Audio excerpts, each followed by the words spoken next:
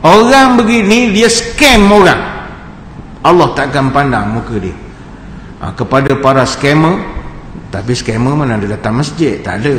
Kok di luar lah, TikTok kan, ada TikTok. Kepada para scammer sekalian, selamat maju jaya. Tuhan tak pandang muka awak. Nipu orang. Mana boleh nipu orang? Scam. Ratus ribu orang tu habis. Tapi saya selalu dengar orang kena bab-bab lelong ni lah. Kita jual online kan, kita buka harga berapa orang nak beli barang antik ke apa kan, akan ada orang yang buat main. Kita pun dah lock lah, orang lain tak boleh masuk dah. Rupa dia berdoa je. Orang macam ni khabar gembira untuk mereka. Tuhan tak nak pandang muka awak. Nipu, hidup nipu. Itu golongan kedua. Golongan ketiga, wa rajulun baya'a imaman la yubayyi'u illa lid-dunya fa in a'tahu minha wafa wa in lam yu'ti minha lam yafi. Golongan ketiga, orang yang membai'ah pemimpin. Bai'ah ni termasuklah mengundi atau melantik atau memilih seorang pemimpin semata-mata lid-dunya, hanya kiraannya kebendaan dunia sahaja. Fa in a'tahu minha wafa. Kalau orang yang kita pilih itu memberi kita habuan, kita pun memilih dia. Wa in lam yu'tihi minha lam yafi. Kalau dia malas beri sesuatu pada kita, envelope ke apa ke, kita pun malas pilih dia, maka termasuklah golongan itu. Hadis Bukhari dan Muslim.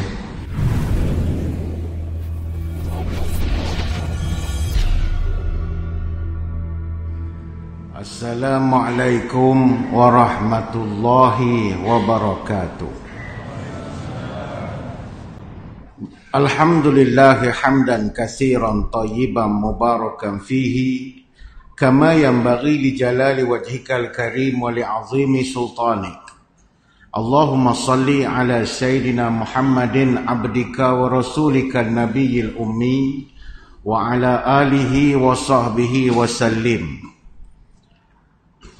Nawaitu ta'alluma wa ta'lim wa tazakkura wa tazkir wa naf'a wal intifa' wal ifadah wal istifadah wal hatha ala tamassuki bi kitabillah wa sunnati rasulih wa du'a ilal huda wa dalalah alal khair ibtigha'a wajhillah wa mardatihi wa kurbihi wa sawabihi. Allahumma inna nas'aluka fahman nabiyyin wa hifdzal mursalin wa ilhamal malaikatil muqarrabin. Ya Allah, kami mohon padamu kefahaman para nabi, daya hafalan para rasul, ilham para malaikat muqarrabin. Allahumma aghnina bil ilmi wa zayyinna bil hilmi wa akrimna bit taqwa wa jamilna bil afiyah ya arhamar rahimin. Ya Allah, kayakan kami dengan ilmu-Mu, hiasilah kami dengan kelembutan, muliakan kami dengan takwa, dan cantikkan kami dengan sehat wal afiat. Allahumma barik lana fi Rajab wa Sya'ban wa balighna Ramadan. Terima kasih yang berusaha tuan pengacara majlis. Yang saya hormati para pegawai, ahli jawatan kuasa dan sukarelawan Masjid Taman Impianku Kuantan, tuan-tuan guru, para alim ulama, para habaib, muslimin muslimat, hadirin hadirat, tuan-tuan puan-puan, moga sekaliannya sejahtera dalam limpahan rahmah dan barakah. Saya dahului dengan penyataan tahmid kesyukuran atas pertemuan pada malam ini dan seterusnya kembali dapat bertatap muka. Setelah kali terakhir saya menyampaikan ceramah di masjid ini kira-kira 1194 hari yang lalu, iaitu hari Selasa 27 Oktober tahun 2020. Maknanya sudah 3 tahun, 3 bulan, 7 hari. Dan saya sangat yakin tuan-tuan tak ingat dah apa yang saya ceramahkan ketika itu. Malam ini saya diminta menyampaikan satu tajuk seperti yang telah disebutkan tadi, iaitu penghayatan peristiwa agung Isra' Mi'raj. Hadirin hadirat sekalian, Isra' wal Mi'raj adalah kisah yang sangat luar biasa yang dicatatkan dalam Al-Quran surah Al-Isra' ayat yang pertama. Adapun cerita Mi'raj dicatatkan oleh Allah dalam surah An-Najmi ayat 13 hingga 18, iaitu perjalanan Nabi naik ke Hadratul Qudus bertemu dan menghadap Allah. Dan dari sudut hadis juga 16 orang sahabat Nabi meriwayatkan peristiwa ini. Anas bin Malik, Abu Dzar, Ibn Abbas dan ramai lagi. Artinya kewujudan cerita Isra' Mi'raj tidak ada keraguan. No doubt about it. Tidak ada satu aliran pun dalam pahaman orang Islam yang tidak percaya kepada kewujudan cerita ini. Tak kira ahli sunnah wal jamaah ataupun luar ahli sunnah wal jamaah. Cuma ada perselisihan ulama bila berlaku. Itu standard lah. Manusia ni tak pernah sepakat. Dia mesti ada juga perselisihan. Tarikh bila berlaku itu tidak ada ketetapan yang khusus. Dan ulama berbeza pendapat. Imam Tabari mempertahankan bahawa Isra' itu berlaku sejurus Nabi dilantik menjadi Nabi. Lantik hari ni Nabi, terus pergi Isra' Mi'raj. Imam An-Nawawi dan juga Imam Qurtubi berpandangan ianya berlaku 5 tahun selepas Nabi dilantik. Cuma kita di Malaysia ini pegang pendapat yang ramai. Sebagaimana disebutkan oleh Al-Mansur Puri, kita pegang 27 Rejab tahun ke-10 kenabian.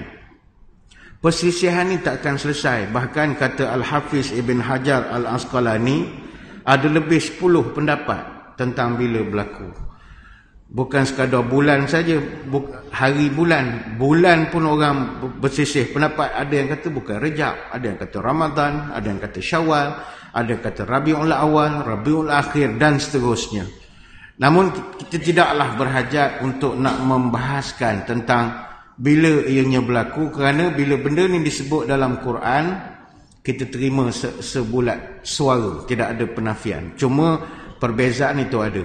Cuma dari segi ahli sunnah wal jamaah dengan golongan yang di luar daripada ahli sunnah, mereka berbeza tentang Nabi naik itu macam mana.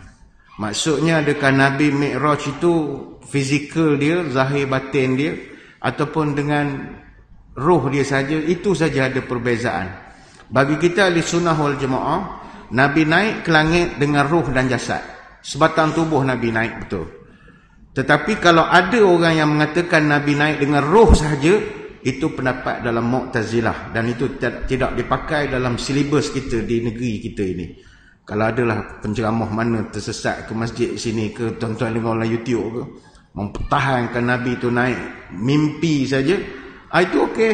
Tapi bukan aliran kita di sinilah. Hadirin hadirat sekalian, apa pengajaran yang kita boleh ambil daripada Isra' wal Mi'raj ini? Isra' Mi'raj ini diterbahagi kepada 3 fasa. Sebelum, semasa dan selepas. Sebelum Isra' banyak pelajaran. Cerita tentang tahun kesedihan, Nabi dihina di Taif, Nabi ialah kehilangan orang-orang tersayang. Itu banyak, saya kira boleh jadi satu konten yang besar. Begitu juga pelajaran semasa berlaku Isra' Mi'raj. Perjalanan Nabi itu banyak pelajarannya. Start daripada buka atap rumah, belah dada, naik burak, perjalanan yang Nabi tempuh. Itu pun banyak pelajaran. Dan ada juga pelajaran selepas daripada Isra' Mi'raj. Bila Nabi balik, Nabi dihina, Nabi dituduh gila, Nabi dapat kesetiaan tak berbelah bagi daripada Sayyidina Abu Bakar As-Siddiq, dan banyak pelajaran boleh kita ambil. Pada malam ini, saya nak ngecikkan skop kita supaya tak terlalu besar. Antara pelajaran yang kita boleh ambil daripada cerita Isra' Mi'raj ialah cerita semasa Nabi Isra' Mi'raj. Iaitu Nabi telah mendapat satu nikmat, dapat menghadap sendiri melihat Allah SWT. Semasa Nabi Mi'raj, iaitu Nabi naik ke Hadratul Qudus bertemu dengan Allah, proses Nabi nak naik itu, Nabi didatangkan satu Mi'raj. Mi'raj ni tangga. Tangga ni datang daripada surga. Tangga begitu indah sekali. Dan Nabi dah berserta dengan Jibril, naiklah dari satu tangga ke satu tangga. Naik tangga pertama, terangkat dia ke pintu langit dunia, panggil pintu Hafazah.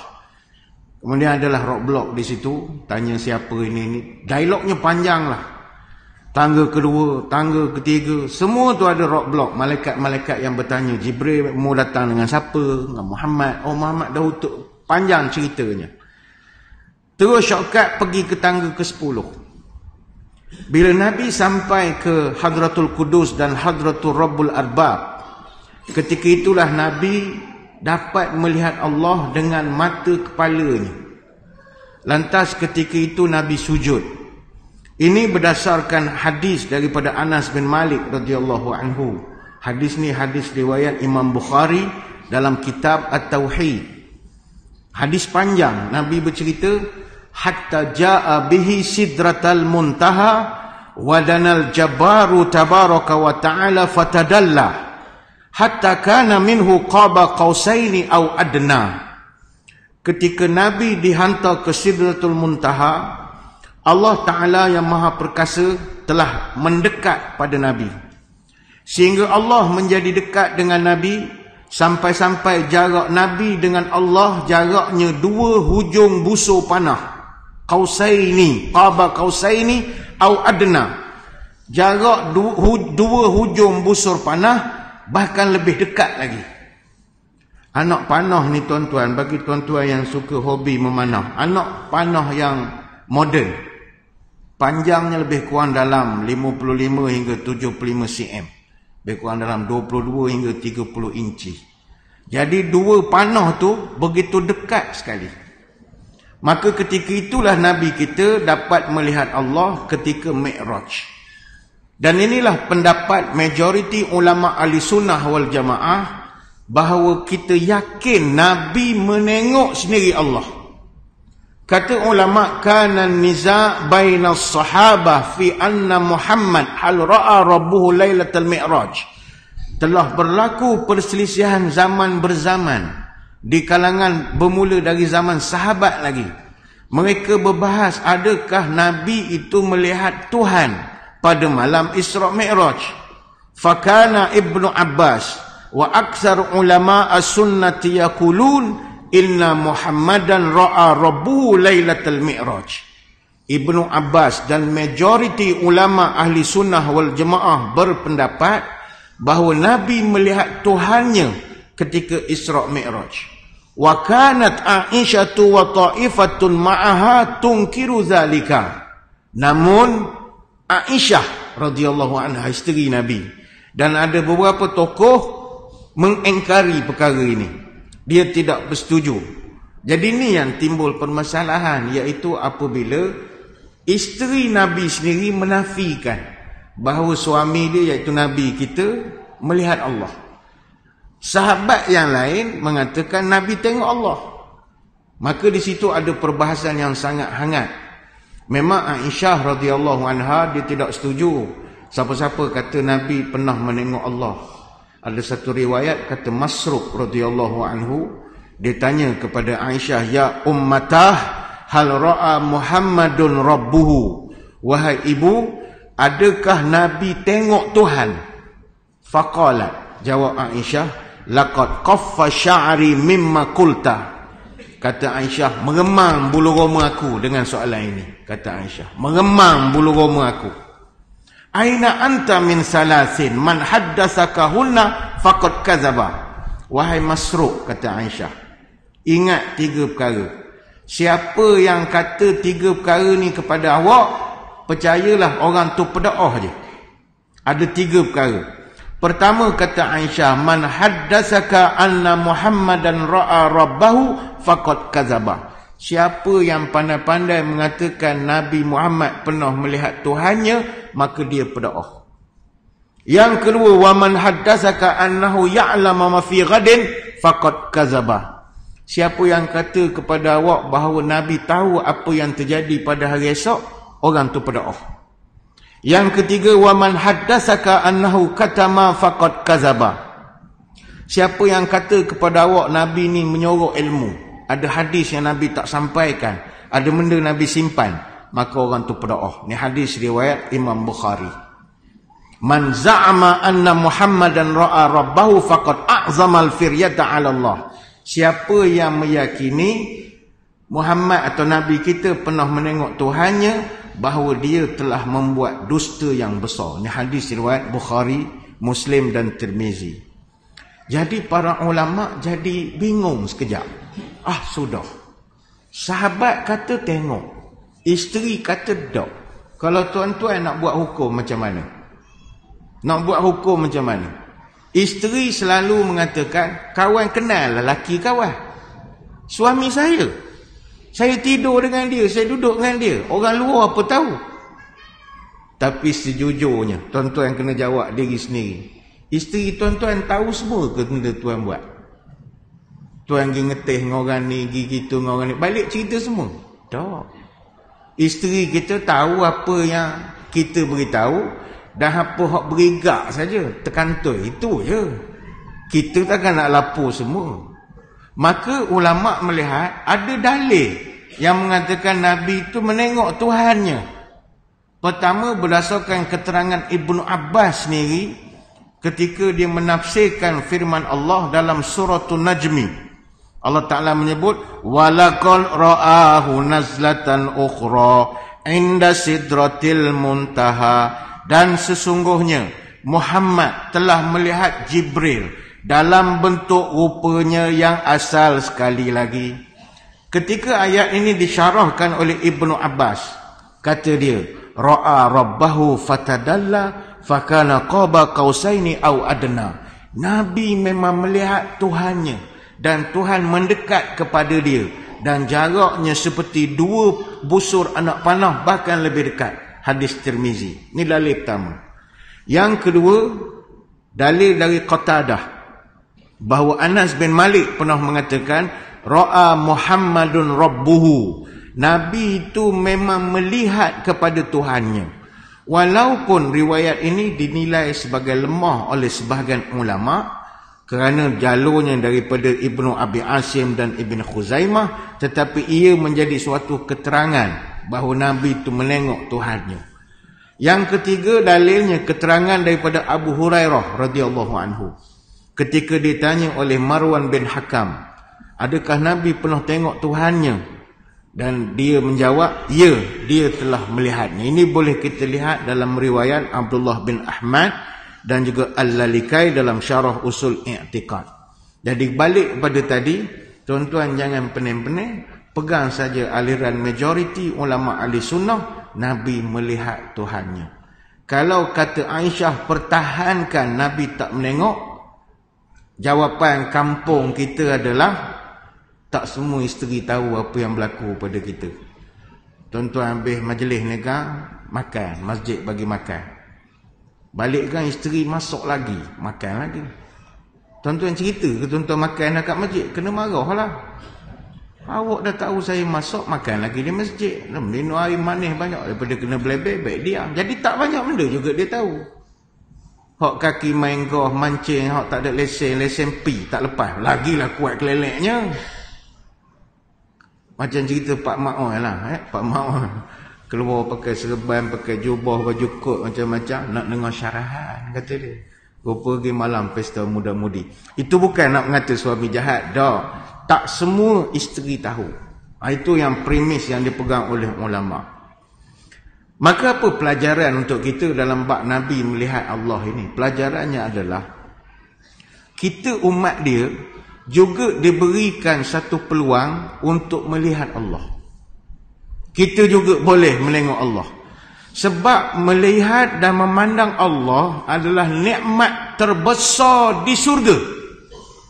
Tuan-tuan sekalian, orang bayangkan dalam surga ini, nikmat itu ialah macam-macam. Sungainya, bidadarinya, segala kemewahannya. Tapi tak, kata ulama', nikmat terbesar di akhirat adalah melihat Allah. Baitul ulama' ada karang banyak bab. Antaranya bab ru'yata ahlil jannah lillahi ta'ala ahabba ilaihim mimma hum fihi wa aqarra li'ayunihim. Penduduk surga itu melihat Allah, dan itulah masa yang paling disukai oleh mereka berbanding apa yang mereka perolehi selama ini. Ada satu riwayat daripada Suhaib, iza dakhala ahlul jannatil jannata qala yaqulullah tabaraka wa ta'ala turiduna syai'an azidukum.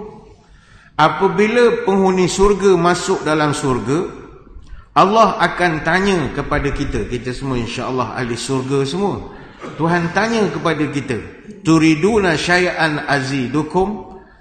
Kamu semua ni ada nak benda-benda lagi nikmat? Apa lagi nak? Beritahu sekarang. Maka ahli surga kita ketika itu fayaqulun, menjawab, alam tubayyid wujuhana, alam tudkhilnal jannata wa tunajjina minan nari. Kita jawab, wahai Tuhan, banyak sangat dah nikmat. Allah telah memutihkan wajah kami, Allah telah masukkan kami dalam surga, Allah telah selamatkan kami daripada neraka. Oh, itu pun tak cakap nak syukur dah. Syukur nikmat, ya Allah, terima kasih banyak. Maka Allah fayakshiful hijab fama u'tu syai'an ahabba ilaihim minan nazar ila rabbihim azza wa jalla. Allah Ta'ala begitu bangga dengan kenyataan itu, lantas Allah menyingkapkan hijab, tabir ataupun langsir, pahaman kita langsir lah. Dan ketika itu tidaklah mereka diberikan sesuatu yang paling mereka sukai daripada dapat melihat Allah di depan mata. Ini hadis riwayat Imam Muslim. Melihat Allah ni nikmat. Nikmat. Sebab kita menyembah Allah sepanjang umur kita. Dan kita tak tahu benda apa rupa. Maka bila dapat menengok itu nikmat sungguh. Sebagaimana Nabi dapat menengok Allah semasa Isra' Mi'raj, kita umat dia pun akan dapat juga. Sebab itu kata Suhaib, tala Rasulullah hazil ayat lilladzina ahsanul husna wa ziyadah. Nabi pernah membaca surah Yunus ayat 26. Bagi orang-orang yang buat baik dan ada pahala terbaik dari syurga dan ada ekstra tambahan. Kata ulama, az-ziyadah bermakna an-nazar ila wajhillah at-ta'ala, lillahi ta'ala. Yang dimaksudkan az-ziyadah ataupun bonus tambahan adalah dapat melihat Allah. Kemudian dalam hadis tu disambung lagi, Nabi sebut, wa qala idza dakhala ahlul jannatil jannata wa ahlun nari nara nada munadin ya ahlal jannah inna lakum indallah mau'idan yuridu an yunajjizkumuh. Kata Nabi, bila penduduk surga dah masuk surga, bila penduduk neraka dah masuk neraka, maka akan ada tukang seru yang akan memanggil, wahai penduduk surga, sesungguhnya kamu mempunyai apa yang telah dijanjikan oleh Allah, dan Allah ingin memberi sesuatu yang istimewa kepada kamu. Ahli surga pun menjawab, fayaqulun wa ma huwa, benda apa lagi tambahan ini? Alam yusakkilillahu mawazinana wa yubayyidu wujuhana wa yudkhilna jannata wa yunjina minan nar. Ada ni pun banyak sangat dah nikmat. Allah telah memberatkan timbangan amal baik kami, Allah putihkan muka kami, Allah masukkan kami dalam surga, Allah selamatkan daripada neraka. Fayakshiful hijab fayanzuruna ilaih. Maka kata Nabi, Allah buka hijab, lalu mereka akan melihat wajah Allah ketika itu. Dan itulah nikmat terbesar sekali. Yang hadis riwayat Ahmad dan juga Imam Muslim. Tuan-tuan sekalian, nikmat melihat Allah ataupun ru'yah Allah di surga, itu adalah matlamat kita bersama. Jadikanlah salah satu cita-cita keazaman baru kita untuk nak menengok Allah pada hari kiamat. Dipanggil ru'yah. Ru'yah ini kalau dalam bahasa Arab maknanya an-nazar bil aini au bil qalbi. Kita menengok sesuatu tu dengan mata kita. Orang kitab tasawuf dulu dipanggil mata lendeh ataupun mata kita lah. Ataupun bil qalbi, kita tengok dengan hati kita. Jadi melihat Allah itu melihat dengan penglihatan mata dan juga penglihatan hati. Ulama ahli sunnah wal jamaah sepakat, melihat Allah adalah tidak mustahil, sama ada dari sudut akal ataupun melalui dalil-dalil sam'i yang mereka buatkan banyak kajian. Dan semua ulama sepakat orang-orang beriman akan diberi peluang melihat Allah. Tapi andai kata lepas dengar ceramah ni adalah orang akan berbunyi di belakang, tak betul ustaz tu ceramah, mana kita boleh melihat Allah, mengarut belaka, kan gini beginilah. memang ada pandangan, tetapi bukan ahli sunnah wal jamaah, iaitu golongan Mu'tazilah, Khawarij, Jahmiyah dan Murji'ah. Mereka berpegang kita tidak boleh melihat Allah di syurga. Jadi kalau tuan-tuan anda dengar penceramah mengatakan mustahil melihat Allah, cek ceramah ni Mu'tazilah ke, Khawarij ke, Jahmiyah ke, atau Murji'ah. Sebab ahli sunnah wal jamaah mengatakan bahawa seluruh dalil-dalil yang mengatakan Nabi itu melihat Allah dan kita boleh melihat Allah adalah berdasarkan dalil yang kuat. Quran, sunnah, ijma' serta pandangan daripada para sahabat dan salafus salih. Dalam Quran memang Allah Ta'ala sebut kita boleh melihat Allah. Memang boleh. Wujuhu yawma idzin nadhirah ila rabbiha nadhirah. Pada hari akhirat itu muka orang beriman berseri-seri. Ila rabbiha nadhirah. Mereka memandang kepada Tuhannya. Surah Al-Qiyamah ayat 22 sampai 23. Ayat yang lain, kalla innahum an rabbihim yawma idzin lamahjubun. Jangan lagi mereka berbuat demikian. Kalau tidak, mereka pada hari itu tetap terdinding dan terhalang dari melihat Tuhan. Surah Al-Mutaffifin ayat 15. Dalam hadis-hadis juga diterangkan sebagaimana kata Jarir bin Abdullah radhiyallahu anhu, kunna julusan 'inda an-nabi idh nazara ila al-qamari lailatal badri qala innakum satarawna rabbakum kama tarawna hadzal qamar la tudammuna fi ru'yatihi. Kata Jarir bin Abdullah, satu hari kami duduk bersama dengan Nabi dalam masjid duduk. Kemudian masa tu malam bulan mengambang, bulan purnama penuh. Kemudian Nabi pun berkata kepada kami, nanti kamu semua akan dapat melihat Tuhan sebagaimana kamu menengok bulan ini. Kamu menengok bulan ni sama macam kamu melihat Tuhan. Dan kamu tidak la tudammuna fi ru'yati. Tak ada masalah sikit habuk untuk melihatnya. Bukan ada masalah. Boleh tengok direct. Ini hadis riwayat Bukhari dan Muslim. Sama juga kata Abdullah bin Umar, ta'allamu annahu lan yara ahadun minkum ru'yata hatta yamut. Ketahuilah bahawa tidak ada seorang pun dari kamu akan dapat melihat Tuhannya sehinggalah dia meninggal dulu. Hadis riwayat Muslim. Maknanya masih hidup tak dapat tengok, mati saja kita boleh tengok. Tetapi masa bila? Itu ada penentuan masa. Hadis riwayat Muslim. Sebab itu sekali lagi, nikmat melihat Allah adalah sebesar-besar kelazatan. Al-lazzatul kubra. Yang mana kelazatan ini menyebabkan ahli surga dia lupa kepada nikmat surga yang lain. Sebab itu para ulama menyeru kepada sekalian orang-orang Islam untuk menjadikan nikmat melihat Allah ini sebagai dorongan utama untuk kita beramal. Jadikan sebagai semangat kita. Mana kita ni kan katalah malas nak sembahyang subuh esok. Tanam azam, aku nak menengok Allah. Jadi kita akan jadi semangat. Apa sebab? Kerana tak semua orang Allah benarkan melihat wajah dia. Tak semua kan?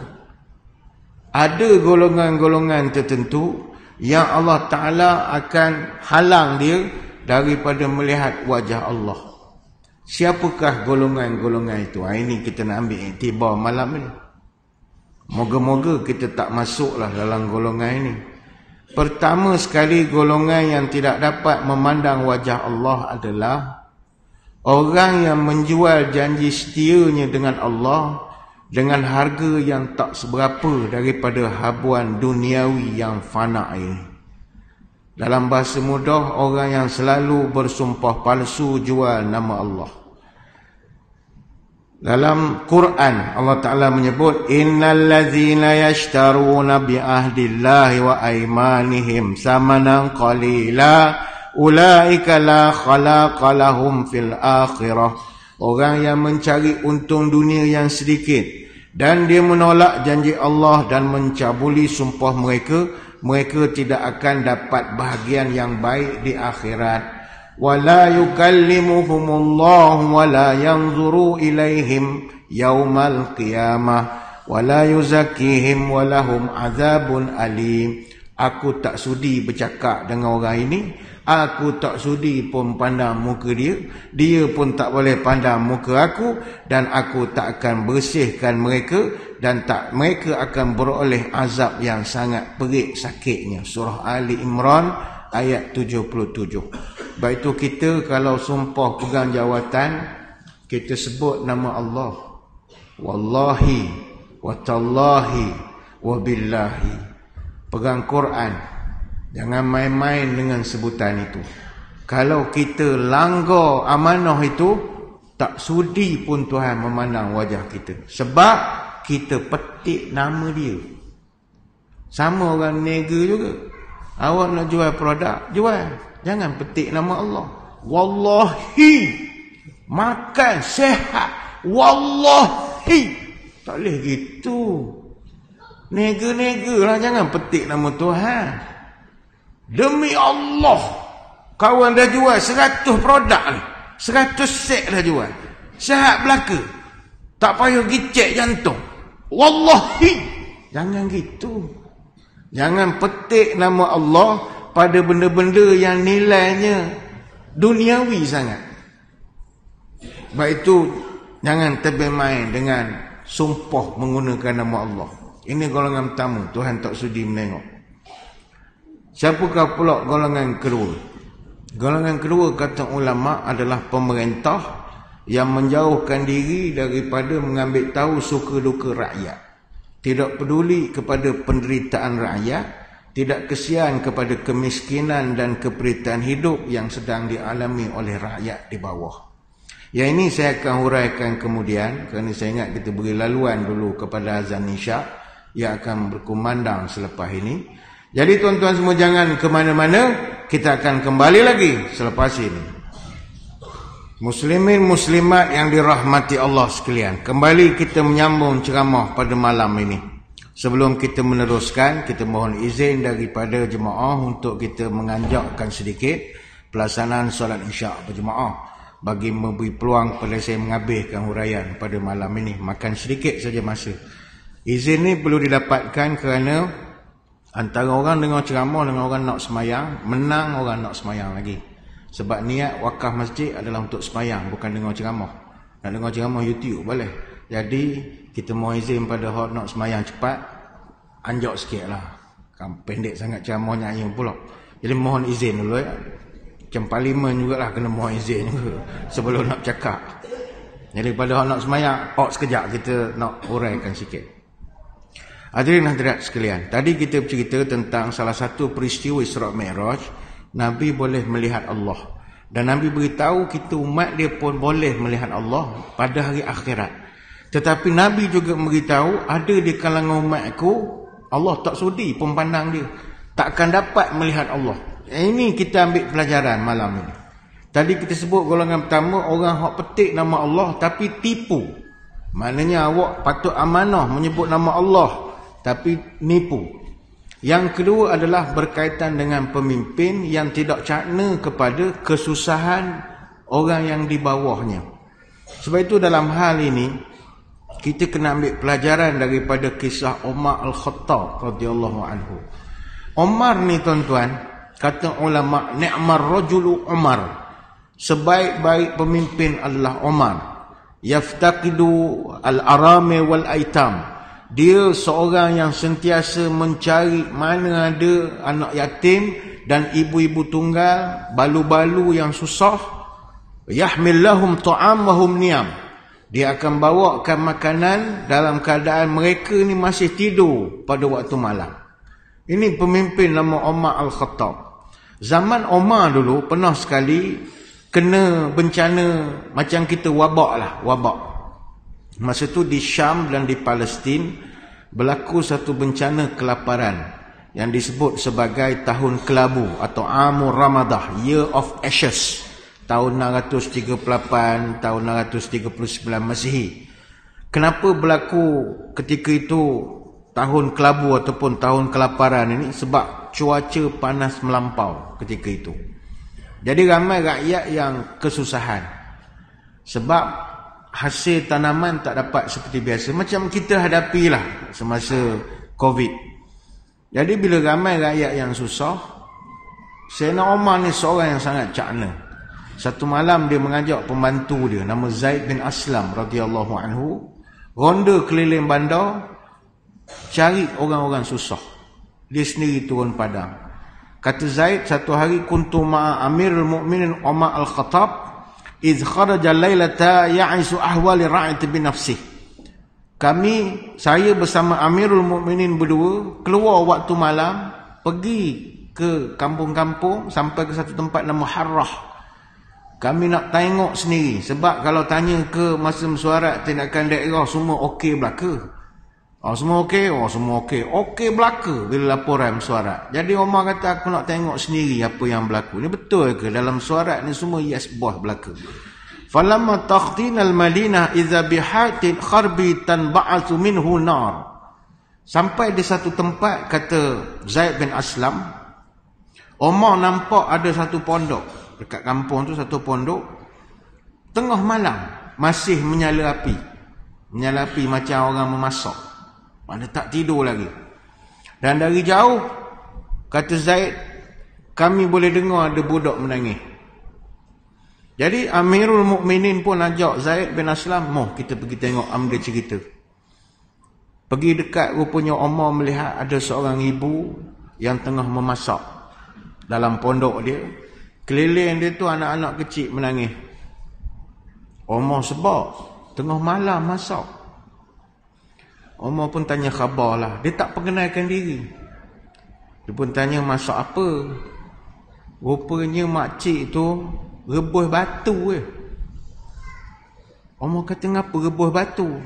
Saya nak akalkan anak saya je, biar dia ingat mak dia masak. Kan dia menangis-nangis, dia penat, dia tidur lah. Ini je lah cara saya. Omar kata, lama dah ke begini? Beginilah, dah 3 hari begini. Nak harap ke kerajaan, tak ada benda boleh harap. Dia kata, Omar Al-Khattab sedap duduk istana macam-macam. Dia bukan tahu hal kita ni. Khalifah tak ada benda dia tahu. Dia buat zalim je pada orang-orang di bawah ini. Terkejut Sayyidina Umar. Makcik ni tak tahu tu Sayyidina Umar. Ketika tu Zaid bin Aslam nak tahan dah.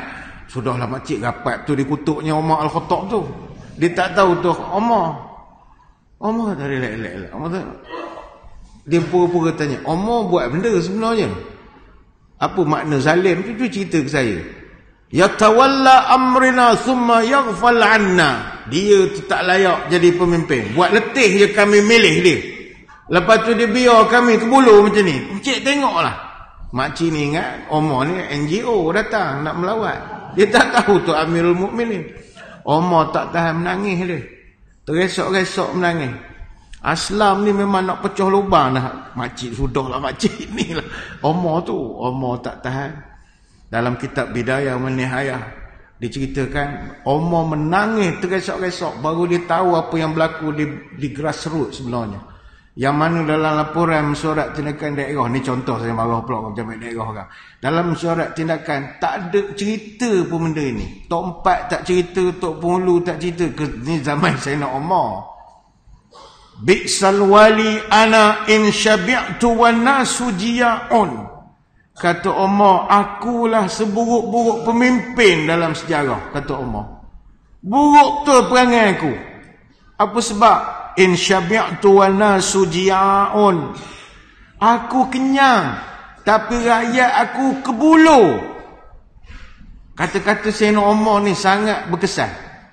Itu yang ulama' kata, dak, awak sebaik-baik pemimpin. Kata, dak. Macam mana saya ni kenyang, rakyat susah. Umar pun terus ajak Zaid bin Aslam pergi ke Baitul Mal. Tengah malam. Pergi ke Baitul Mal. Penjaga guard ada, buka. Dia ambil makanan, ambil tepung apa semua. Jadi Umar Al-Khattab sendiri pikul guni tu atas bahu dia. Datang kaki tangan di Baitul Mal tu kata, tuan, biar kami lah angkat tuan, ni bukan kerja tuan. Umar disebutkan dalam kitab, kana yahmilul jarabid daqiq ala zahri lil aramil wal aitam. Dia sendiri pikul atas bahu dia. Faqala lahu ba'duhum, pekerja-pekerja di situ kata, tuan, biar kami lah tuan, da'ni ahmil angka, kami tolong angkat tuan, ni kerja kami. Apa jawab Umar? Wa man yahmilu 'anni yaumal qiyamah zunubi. Awak nak pikul buat apa? Esok hari akhirat awak nak pikul dosa saya? Awak nak pikul dosa saya? Ini cara saya nak menghapuskan dosa saya. Cerita ni memang begitu menyebabkan kita jadi sebab. Ini cerita boleh rujuk dalam kitab Tabaqatul Kubra, Syekh Abdul Wahab Asy-Sya'rani. Umar bawa makanan, beri ke, dan barulah dia perkenalkan diri ni lah Umar Al-Khattab. Sebab itu kepada para pemimpin, kau ada yang mendengar ceramah kita pada malam ini, caknalah kepada orang di bawah. Tak semua orang di bawah ni sedang senang seperti kita sekarang ini. Mereka mengalami banyak kepayahan-kepayahan dalam kehidupan, dan Allah Ta'ala sangat murka kepada orang yang mana dia tu pemimpin tapi dia menjauhi daripada memahami suka duka rakyat di bawah. Dalam hadis kata Abu Maryam Al-Azadi radhiyallahu anhu, dia kata Nabi pernah memberi amaran, man wallahu Allah syai'an min umuril muslimin fahtajaba duna hajatihim wa khallatihim wa faqrihim. Siapa-siapa di kalangan orang Islam itu yang diberikan kekuasaan untuk memerintah orang Islam, kemudian dia tutup diri dia, ihtajabah, dia hijabkan diri dia daripada cakna kepada masalah orang, ihtajaballah duna hajatihi wa khallatihi wa faqrihi yaumal qiyamah, maka Allah akan menutup diri dia daripada orang ini.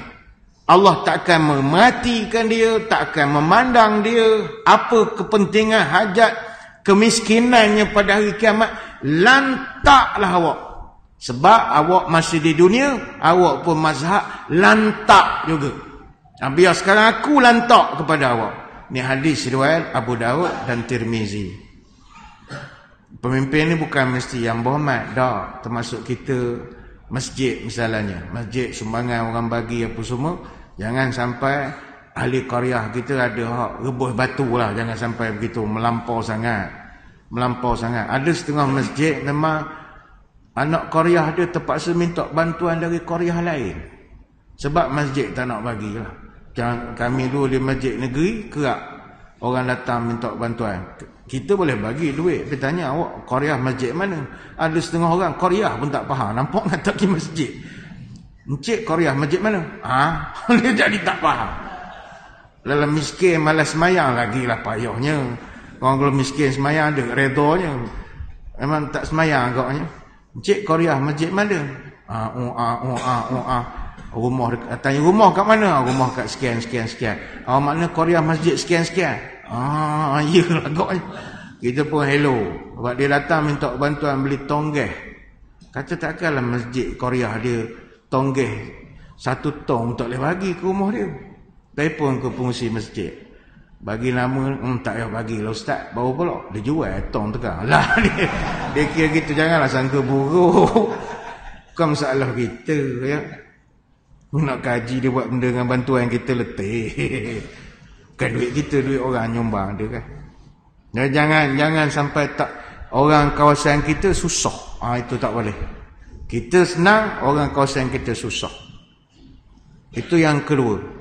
Golongan ketiga, orang yang tidak dipandang oleh Allah. Yang ini dirangkum dalam satu hadis yang panjang. Kata Abu Hurairah radhiyallahu anhu, salasatun la yukallimuhumullah yaumal qiyamah wa la yuzakkihim. Qala Abu Muawiyah wa la yanzuru ilaihim wa lahum azabun alimun, syaikhun zanin wa malikun kazzabun wa a'ilul mustakbirun. 3 golongan yang Allah benci nak memandang mereka, dan mereka pun tak akan dapat memandang Allah pada hari kiamat. Allah tak sudi pandang muka mereka, tak akan membersihkan dosa mereka, dan mereka disediakan azab pedih. Siapakah 3 golongan itu? Pertama sekali, syaikhun zanin. Orang tua tapi berzina. Patut dah tua, masuk persatuan sejarah dah lah. Persatuan veteran ke. Ada lagi kelabim dandut. Ni contoh. Pergi spa, pergi urut dengan amoy Cina mana. Tak betul. Kalau orang muda berzina, munasabah. Dia sihat lagi. Awak dah lah. Ni contoh bukan marah dah. Awak umur dah 6 series. Nak berzina tu 3 paket tongkat Ali minum. Besar kepala pada badan lah jadi. Berzina lagi. Jangankan Tuhan, kita pun menyampah dengar. Awak ni contoh bukan marah ke tuan-tuan yang dah tua dah. Ni orang baik semua sini. Dan ni bukan nak menggalakkan orang muda zina. Dah. Tapi kalau orang tua berzina, Tuhan menyampah betul menengok. Yang kedua, kata Nabi, ni kata Abu Hurairah, dia ambil pada hadis Nabi, wa malikun kazab. Tuhan paling menyampah dengan pemimpin atau pemerintah hak suka berdoa. Dia menyampah betul menengok. Tak boleh, cakap tak boleh. Jangan, okay, boleh, kita akan buat sampai boleh. Lepas tu tak boleh. Tak boleh. Boleh ikut law kita pun tak kisah kalau tak dapat ke apa ke. Jangan berdoa. Sebab menyebabkan orang jadi berangan, orang jadi mengarak dan sebagainya. Jangan nipu. Yang ketiga, Tuhan menyampah, ilun mustakbirun. Orang miskin, sombong. La ilaha illallah. Kalau kaya sombong, munasabah. Dia anak tun sekian-sekian, kaya, duit banyak, kapal ada laut, gedung di darat, kereta 30 biji, jalan ngepok, sombong begini, muncul muka tak senyum. Tak apa, dia kaya. Ini dalam miskin. Bukan B40, B20. Sombong pula, jalan metok gini. La ilaha illallah. Jangankan Tuhan, kita pun menyampah menengok. Kadang kita duduk masjid kan. Nak minta bantuan. Awak dah lah susah. Buat cara orang nak minta. Ini sombong pula. Ada bantuan-bantuan lah untuk orang miskin. Engkau ni macam nak minta balok lah dah. Cuba elok-elok minta tu. Yalah, orang miskin yang takbur tu memang Tuhan menyampah tu. Ni hadis riwayat Muslim. Jadi kalau kita miskin, buat cara miskin. Ni bukan lesen nak mengatakan orang kaya boleh takbur dah. Tapi menyampahnya agama menengok orang perangai begini. Seterusnya, siapa golongan yang tidak dapat melihat wajah Allah? Orang yang tak suka menolong orang, tak sudi menolong orang, walaupun dengan memberi dia seteguk air. Hadis daripada Abu Hurairah radhiyallahu anhu. Wa rajulun mana'a fadlal ma'i yaqulullah al-yawma amna'uka fadli kama mana'ta fadla ma lam ta'mal yadaka. Orang yang enggan memberi minum air kepada orang yang nak minum air, padahal dia ada air, dia tak nak beri, maka Allah akan berkata pada dia, hari ini aku halang engkau daripada dapat lebihan kurniaan aku, sama seperti engkau menghalang orang mendapat kurniaan yang bukan tanganmu pun yang mencipta nikmat itu. Hadis riwayat Ibnu Hibban. Kita ada, Tuhan bagi kelebihan. Contohlah, rumah ada banyak kereta contohnya, dan kita bukan bawa semua pun kereta kita. Tiba ada orang memerlukan, adik ke siapa nak pakai kereta kita, tak bagi pinjam. La ilaha illallah. Hari-hari ke bawa serentak kereta tu, tak juga. Bahasa kedekut tu lah. Lainlah, itulah satu kereta. Orang datang nak minjam, bolehlah kita bersilat. Kawan ni lah satu kereta. Ni lah nak hantar nak sekolah, nak pergi tuition, pergi kopeh macam-macam. Bukan kau tak nak bagi. Kalau kau bagi, putus kaki kawan. Orang pun faham. Ini dia ada 4 kereta. Dan orang nak pinjam bukan kereta dia hak paling baru, kereta dia hak paling buruk. Kereta dia hak lama tak start. Orang tu nak pinjam, tolong start. Dan satu kelebihan, boleh panaskan enjin, boleh golekkan tayar. Tak, bahasa kedekut tu lah. Orang kedekut dalam keadaan dia ada lebihan rezeki, Allah akan kedekut juga dengan dia. Kecuali dia itu je lah adanya. Dalam hadis tu disebut air lah sebagai cara faham mudah. Dia ada air. Orang nak minum, dia tak beri. Tuhan kata dulu kau kira, sekarang aku kira. Kau jangan pandang muka aku. Tak nampak. Tu yang ke-6. Yang ke-7, golongan yang tidak dapat memandang wajah Allah. Ini semua terlibat dengan kita sekali lah. Orang yang mengundi kerana kebendaan. Orang yang mengundi. Ini bahasa moden. Dalam hadis sebut membai'ah. Membai'ah ni memilih, melantik pemimpin. Yang mana lantikan itu kita buat kerana kita dapat apa-apa habuan ataupun ganjaran. Hadis daripada Abu Hurairah radhiyallahu anhu. Salasatun la yukallimuhumullah yaumal qiyamah wa la yanzuru ilaihim wa la yuzakkihim wa lahum azabun alim. Ada 3 golongan. Allah tak sudi bercakap dengan mereka pada hari kiamat. Mereka takkan dapat memandang Allah. Allah takkan sucikan dosa mereka. Dan mereka disediakan azab yang sangat pedih. Siapakah dia? Pertama, rajulun ala fadli ma'in bil falati yamna'uhu min ibnis sabil. Orang yang memiliki air yang banyak, tetapi dia enggan memberi musafir ataupun ibnu sabil yang kehabisan bekalan untuk ambil air daripada tempat dia. Ini sama lebih kurang tadi jugalah. Kedekut berdoa. Itu golongan pertama. Yang kedua, wa rajulun baya'a rajulan bisil'atin ba'dal asri fahalafa lahu billah la akhadhaha bi kaza wa kaza fasaddaqahu wa huwa ala ghairi zalika. Kedua, orang yang tawar nak beli satu barang selepas waktu asar, dia bersumpah atas nama Allah dia akan beli barang tu dan dia janji akan datang bayar duit dan akan ambil. Janjinya itu dipercayai oleh si penjual, padahal dia tak ada niat pun nak membeli. Dia scam saja. Selalu berlaku begini bila orang buat buka harga. Biasa orang lelong barang. Kan ada orang dia suka kacau, betting itu. Bukan betting tu orang panggil. Orang nak membeli-beli tu, dia saja masuk harga. Lepas tu kita pelok lah orang yang nak dah bagi harga bagus. Rupanya dia pedaoh je. Dia tak nak urus niaga tu berterusan. Dia ada satu istilah, saya tak ingat apa istilahnya. Orang yang ganggu urus niaga. Atau contoh mudah, kita berniaga, jual barang. Dia pun datang. Berapa harga ni bang? Air mineral lah contoh, air gau. Berapa ni? Kita pun sebutlah harga dia kalau beli sekotak gini-gini ni. Okeylah saya beli, tapi saya tak ada cash sekarang ni. Kan kat maghrib saya sampai. Okeylah, orang nak beli tu pun percayalah. Muka orang baik, takkan berdoa. Tunggu lepas asar masuk maghrib waktu isyak pukul 10 nak tutup kedai dah, sampai cerah tak datang. Orang begini dia scam orang. Allah takkan pandang muka dia. Kepada para scammer, tapi scammer mana ada datang masjid? Tak ada. Kok di luar lah, TikTok kan ada TikTok. Kepada para scammer sekalian, selamat maju jaya.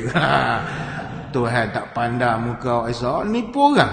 Mana boleh nipu orang? Scam. Ratus ribu orang tu habis. Tapi saya selalu dengar orang kena bab-bab lelong ni lah. Kita jual online kan, kita buka harga berapa orang nak beli barang antik ke apa kan. Akan ada orang yang buat main. Kita pun dah lock lah, orang lain tak boleh masuk dah. Rupa dia pedaoh je. Orang macam ni khabar gembira untuk mereka. Tuhan tak nak pandang muka awak. Nipu, hidup nipu. Itu golongan kedua.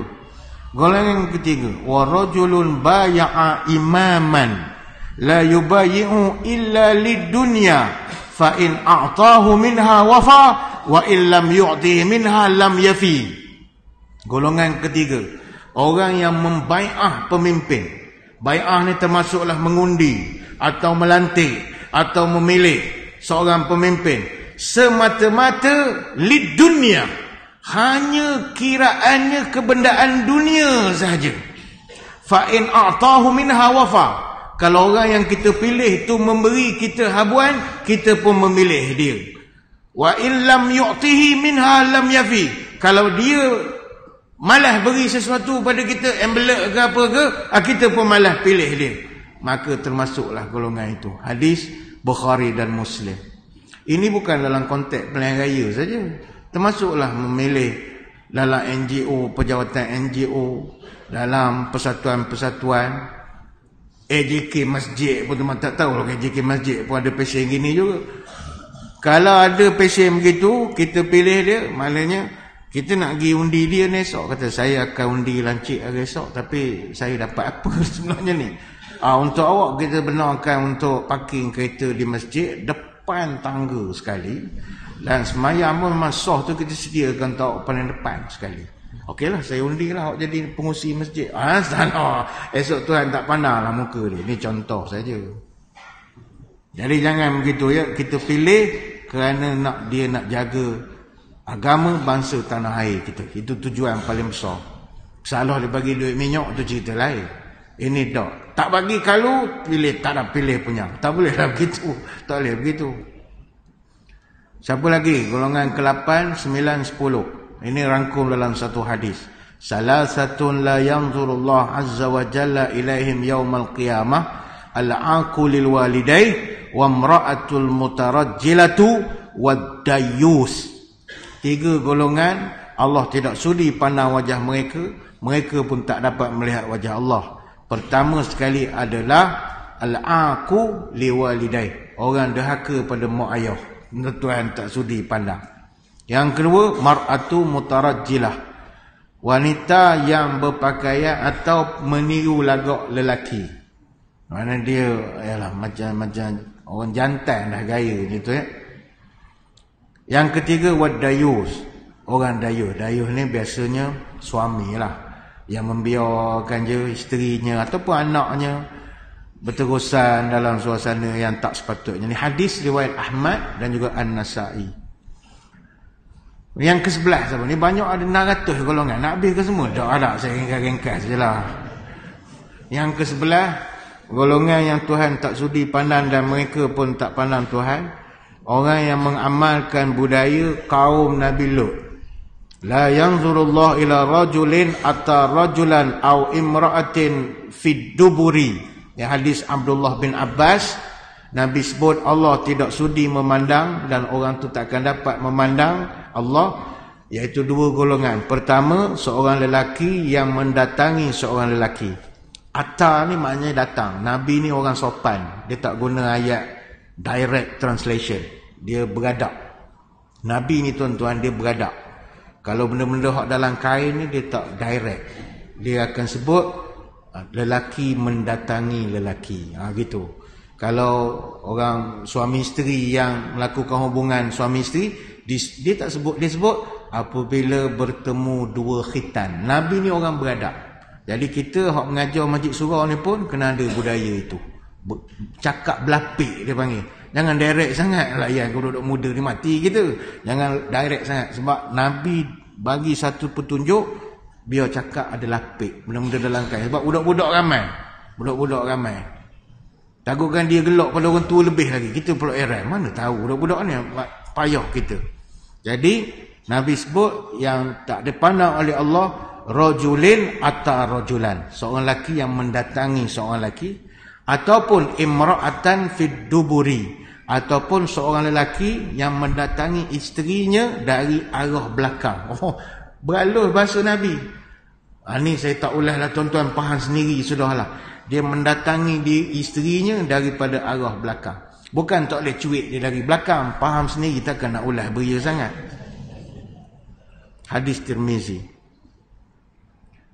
Dia mengamal budaya kaum Nabi Lut. Bila kaum Nabi Lut kita fahamlah apa benda datang pada belakang tu kan. Itu yang ke-11. Yang ke-12, orang yang takkan dapat memandang wajah Allah, kata Abu Hurairah, la'anallahu sab'atan min khalqihi min fawqi sab'i samawati. Allah melaknat 7 golongan dari makhluknya. Laknat itu dari atas 7 tala langit lagi. Dilaknat 7 golongan ini. Dan Allah akan waraddada la'nata ala wahid minhum salasa. Dan setiap seorang itu Allah laknat pula 3 kali seorang. Punyalah menyampahnya. Laknat itu 7 tala langit. Setiap seorang tu pula diulang 3 kali. Maknanya tak cukup laknat sekali. Siapakah mereka? Antaranya mal'unun man ata syai'an minal bahaim. Cilakalah, kata Allah Ta'ala, orang yang melakukan hubungan dengan bahaim, dengan binatang. Maknanya dia buat hubungan seksual secara yang abnormal, dengan cara yang pelik. Dia melakukan hubungan itu dengan haiwan. Contohnya dengan oyen misalnya. Dia geram menengok kucing. Tak ke pelik geram menengok kucing. Dia jadi timbul syahwat menengok kucing, menengok kambing, menengok unta, menengok lembu. Letih. Suruh taubatlah. Esok Tuhan tak mandang muka esok. Ini hadis Tabrani. Dalam riwayat yang lain disebutkan arba'atun yusbihuna fi ghadabillahi wa yumsuna fi sakhatillah. 4 golongan yang sangat dimurkai, dibenci oleh Allah. Qultu wa man hum ya Rasulullah. Abu Hurairah tanya, siapakah yang malang itu ya Rasul? Kata Nabi, al-mutasyabbihina minar rijali bin nisa wal mutasyabbihati minan nisa'i bir rijal. Wallazi ya'til bahimata wallazi ya'tir rijal. Pertama, lelaki yang menyerupai perempuan. 1. Yang kedua, perempuan yang menyerupai lelaki. 2. Yang ketiga, orang yang melakukan hubungan dengan haiwan. Yang keempat, lelaki yang melakukan hubungan sesama lelaki. Itu yang ke-12. Yang seterusnya, dalam hadis disebut salasatun la yukallimuhumullah yaumal qiyamah. Hadis Abu Dzar. 3 golongan yang takkan dipandang oleh Allah. Mereka ini tak dapat melihat Allah. Faqara'aha Rasulullah sallallahu alaihi wasallam salasa miran. Dan Nabi ulang sebanyak 3 kali. Mana golongan ni begitu bahaya sekali. Allah takkan bersihkan dosa mereka. Qala Abu Dzar. Kata Abu Dzar, khabu wa khasiru man hum ya Rasulullah. Malangnya golongan itu. Siapakah yang malang itu ya Rasulullah? Qal al-musbilu wal mannanu wal munaffiqu sil'atahu bil halifil kadhibi. Pertama sekali al-mannan. Siapa makna al-mannan? Orang hak mengungkit sedekah dia, pemberian dia. Ngungkit sokmo. Ni contoh sajalah, dia sumbang masjid misalnya, buatlah tiang ke apa yang patut.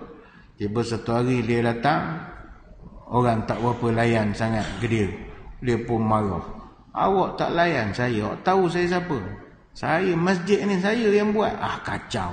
Al-Mannan dia panggil, mengungkit pemberian. Ni contoh. Ataupun kita nolong anak saudara belajar daripada sekolah sampai universiti. Tiba bila dia dah kerja, dia dengan kita bersalam pun tak berapa nak bersalam. Kita buat marah juga bila menengok tak reti bahasa begini. Terkeluar pada mulut, engkau ni belagak betul ya. Engkau kalau aku tak tolong, engkau tak merasa universiti lah. Kita nak mengingatkan dia, tapi kita tak sedar kita dah jadi al-mannan. Orang yang ngungkit. Nak ngungkit apa? Bukan duit kita. Itu Allah kirim melalui kita. Rasa belagak sangat lah. Jangan ngungkit. Itu pemberian Allah. Kita postman saja. Bukan duit kita 100%. Memang ada hak orang lain. Yang kedua, wal munafiqu bisil'ati bil halfil kazib. Orang yang melariskan barang jualannya dengan sumpah palsu. Dia nak jual barang, dia sumpah macam-macam. Baik itu hati-hatilah kepada influencer ke apa, nak jual barang ke. Jangan sumpah palsu, nipu dan sebagainya kerana nak lakukan kita punya produk. Kadang ada orang minta tolong ustaz, tolong buat react ke, tolong produk makanan ke kan. Kadang makanan tak adalah sedap mana pun, dia suruh buat-buat sedap. Tu kan nipu namanya. Bila makan tu buat-buat pelahak sikit. Oh sedap ya Allah. Ya Allah, tuan-tuan belilah tuan-tuan ni. Padahal tak sedap langsung. Tapi sebab nak larikan tu, kita pun nipu juga. Jangan awak menipu tu, wal munfiqu sil'ati bil halfil kadzib. Awak buat suatu keterangan yang tak betul terhadap barang jualan itu. Itu pun Tuhan tak suka. Jangan nipu. Dia bahasa mudah, jangan nipu. Kemudian wal musbil. Musbil ni orang yang melabuhkan pakaian kerana nak menunjukkan dia kaya.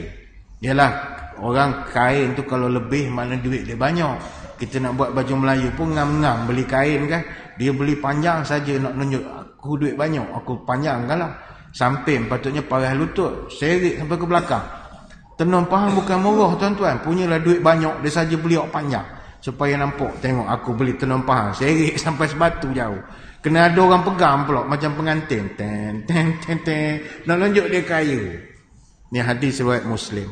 Dan yang terakhir lah, banyak orang benar. Golongan yang takkan dapat melihat Allah adalah isteri yang tak reti berterima kasih terhadap pemberian suami. Hadis daripada Abdullah bin Umar, la yanzurullahu ila imra'atin la tashkuru li zawjiha wa hiya la tastaghni anhu. Allah tidak sudi memandang muka isteri yang tidak reti berterima kasih kepada suaminya, padahal dia sendiri tidak boleh tidak. La tastaghni anhu, dia perlu kepada benda tu. Kalau suami dia tak beri, mengkarak juga, tapi terima kasih dah. Ni hadis riwayat An-Nasa'i. Ni mungkin kawan perempuan marah pula, dia nak ngena kita. Yang orang lelaki tak reti terima kasih, kau mau masak hari-hari ngena pula. Ni lain tahun lah kita sambung pula ceramahnya. Saya kira sekadar itu je lah dulu perbahasan kita pada malam. Yang pentingnya hadirin hadirat sekalian, pelajaran surat merah ni banyak, tapi kita jadilah orang baik. Itu yang paling mustahak. Jadi orang baik, jangan sombong, jangan kira dengan orang, jangan kedekut. InsyaAllah kita akan dapat redha Allah dunia sampai akhirat. Moga-moga itu sajalah pelajaran yang mustahak. Banyak lagi pelajaran lain, tapi saya kira akan banyak lagi dikupas oleh asatizah yang lain. Sekali itulah dulu sembang-sembang kita pada malam ini. Saya mengucapkan ribuan terima kasih atas undangan. Mohon maaf sebarang kekurangan. Moga-moga bertemu lagi pada lain-lain kesempatan. Sebelum kita berpisah, marilah kita menadah tangan berdoa. Moga majlis kita diberkati ilahi. A'udzubillahi minasyaitonirrajim. Bismillahirrahmanirrahim. Allahumma salli wa sallim ala sayyidina Muhammadin salatan tukhrijna biha min zulumatil wahmi. Allahumma barik lana fi Rajab wa Sya'ban wa balighna Ramadan. Ya Allah, berkatkan umur kami pada bulan Rajab, berkatkan umur kami pada bulan Sya'ban, panjangkanlah umur kami bertemu dengan Ramadan. Allahumma tawil umurana wa sahih ajsadana wa nawir qulubana wa sabit imanana wa ahsin a'malana wa wasi' arzaqana wa ilal khairi qaribna wa li syarri ab'idna waqdi hawaijana fid dini wad dunya wal akhirah innaka ala kulli syai'in qadir. Ya Allah, panjangkan umur kami dalam keberkatan, sihatkanlah tubuh badan kami, terangkanlah hati kami, tetapkanlah iman kami, molekkanlah amalan kami, luaskan rezeki kami, dekatkan kami dengan kebaikan, jauhkan kami dari kejahatan, kabulkan segala doa kami sama ada dalam urusan agama, dunia ataupun akhirat. Subhanakallahumma wa bihamdika nashhadu an la ilaha illa anta nastaghfiruka wa natubu ilaik. Wa sallallahu ala sayyidina Muhammadin wa ala alihi wa sahbihi wa baraka wa sallam. Alhamdulillahi rabbil alamin. Sekali itu wabillahi taufiq wa hidayah. Assalamualaikum warahmatullahi wabarakatuh. Wallahu a'lam.